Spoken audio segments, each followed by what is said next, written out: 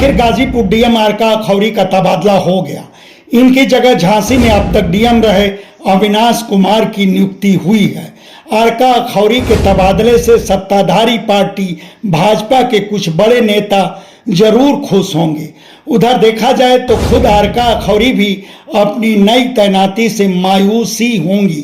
खैर, आरका अखौरी की मायूसी से पहले भाजपा उन बड़े नेताओं की खुशी की चर्चा कर ली जाए। उन बड़े नेताओं में भाजपा जिलाध्यक्ष ओम प्रकाश राय और वरिष्ठ नेता विनोद अग्रवाल वगैरह शामिल हैं। आरका अखौरी एक बार ओम प्रकाश राय को अपने चेंबर से उल्टे पांव लौटा दी थी। यह बात तब की है जब ओम प्रकाश राय भाजपा के जिला महामंत्री हुआ करते थे। उसके बाद वह डीएम आरका अखौरी से मिलना ही छोड़ दिए थे। वह क्रम महीनों तक चला, मगर जिलाध्यक्ष बनने के बाद ओम प्रकाश राय की आरका अखौरी से 2 बार मुलाकात हुई।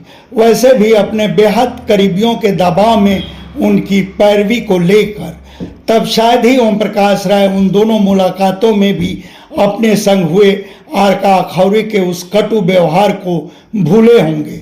और अब जबकि गाजीपुर के डीएम के पद से आरका अखौरी का तबादला हुआ है तो हैरानी नहीं कि ओम प्रकाश राय मन ही मन खुश होंगे। और जहां तक रही विनोद अग्रवाल की बात, तो उनकी पत्नी सरिता अग्रवाल गाजीपुर नगर पालिका की चेयरमैन है, मगर पहले वह चेयरमैन की एक मोहर भर रही हैं। हकीकत में नगर पालिका में चेयरमैन का लगभग सारा काम काज विनोद अग्रवाल ही करते रहे हैं, बल्कि नीतिगत फैसले भी विनोद अग्रवाल ही लेते रहे हैं। मगर आरका अखौरी ईओ अमिताभ वरुण के जरिए नगर पालिका का सिस्टम एकदम राइट टाइम कर दी थी। यहाँ तक कि पहले विनोद अग्रवाल नगर पालिका में पहुंचकर स्वच्छंद रूप से चेयरमैन की कुर्सी पर बैठते थे, मगर अब वह अपनी चेयरमैन पत्नी सरिता अग्रवाल के साथ ही नगर पालिका ऑफिस में आते हैं। जाहिर है आरका अखौरी का तबादला विनोद अग्रवाल को बहुत सुकून दिया होगा। उधर प्रशासनिक हलके में चर्चा है कि आरका अखौरी फिलहाल फील्ड में ही रहना चाहती थी और उनकी इच्छा थी संभव हो तो उनका तबादला डीएम के ही पद पर राजधानी लखनऊ से ही सटे किसी जिले में हो, मगर अब उन्हें स्वास्थ्य, चिकित्सा एवं परिवार कल्याण का विशेष सचिव बनाकर एक तरह से संट ही कर दिया गया है। इधर आरका अखौरी की जगह गाजीपुर डीएम नियुक्त हुए अविनाश कुमार को फील्ड का लंबा अनुभव है।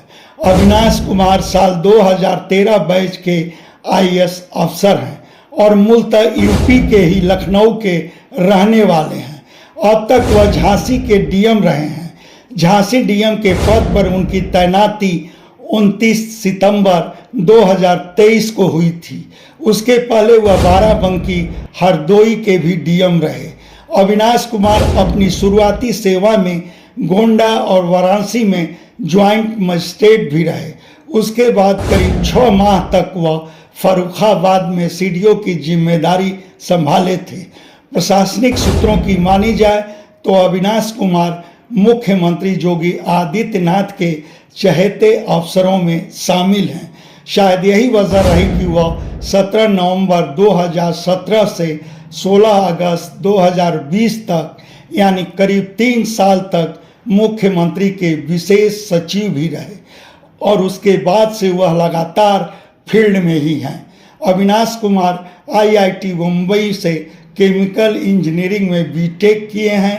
अब देखना है कि वह गाजीपुर जैसे अति पिछड़े जिले में मुख्यमंत्री योगी आदित्यनाथ की मंशा पर खरे उतरते हैं या नहीं। वैसे देखा जाए तो गाजीपुर डीएम के रूप में आरका अखौरी सालों का रिकॉर्ड तोड़ी।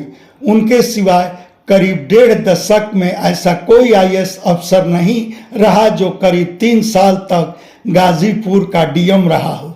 आरका अखौरी 21 सितंबर 2022 को गाजीपुर डीएम का पद संभाली थी और इसी 21 अप्रैल 2025 की रात उनके तबादले का आदेश आया। तब गाजीपुर डीएम के रूप में आरका अखौरी के लंबे कार्यकाल को आप किस रूप में देखते हैं, यह हमारे कमेंट बॉक्स में ज़रूर बताएं। धन्यवाद। आपसे आग्रह है कि हमारे चैनल को लाइक करें, शेयर करें, सब्सक्राइब करें और फेसबुक यूज़र हैं तो हमारे पेज को फॉलो करना ना भूलें।